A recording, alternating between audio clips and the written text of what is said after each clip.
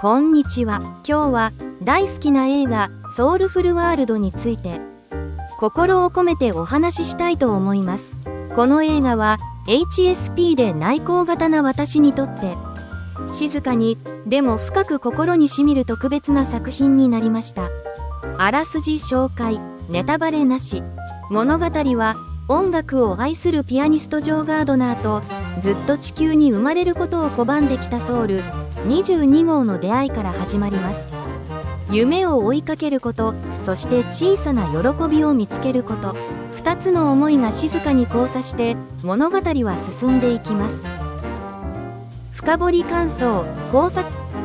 この映画の本当の主人公はジョーではなく22号だったのかもしれません。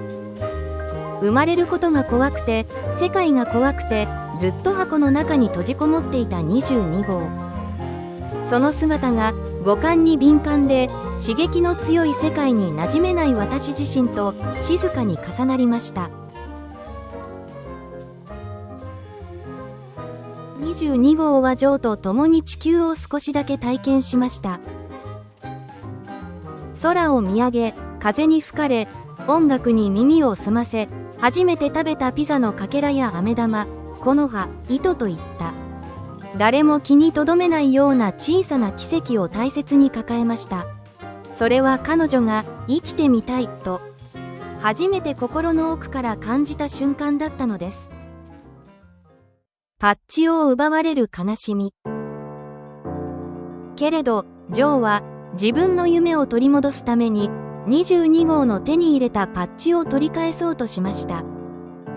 22号にとってはそれがどれほど大切な希望だったかも知らずに、怒りと悲しみでいっぱいになった22号はパッチをジョーに投げつけ心を閉ざしてしまいました。自己否定に沈む22号。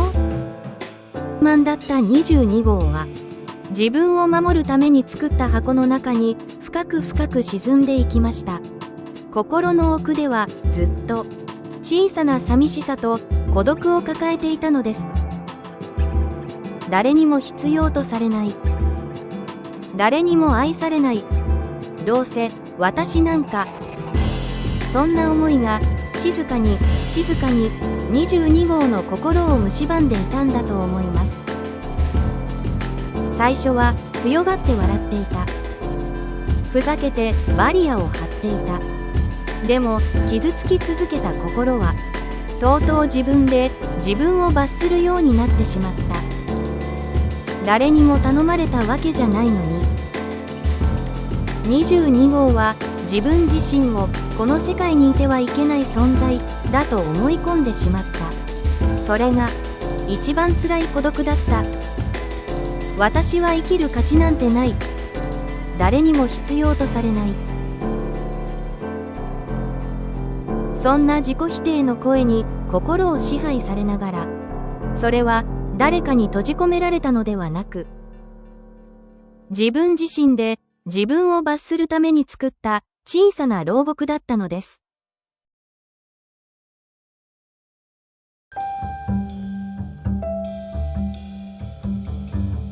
22号の心の奥には小さな火種が残っていました。風の感触、ピザの味、木から落ちた葉っぱ、誰かにもらった飴玉の甘さ、洋服を直してもらった人から感じた優しさ、それらはすべて生きる喜びのかけらになっていたのです。ジョーもまた気づきました。成功することだけが生きる意味じゃない。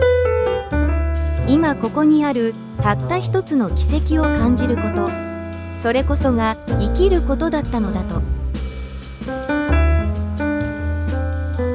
22号は傷だらけの心のまま、それでも希望を手にして自分の力で世界へと飛び立っていきました。誰かのためでも何かのためでもなく、自分自身のために。この映画は教えてくれました。誰にも認められなくてもいい、特別な存在じゃなくてもいい、ただ生きている。それだけで私たちはこの世界に確かに存在している。今日も小さな奇跡を集めながら心を温めて生きていきたいと思います。最後まで聞いてくださって本当にありがとうございました。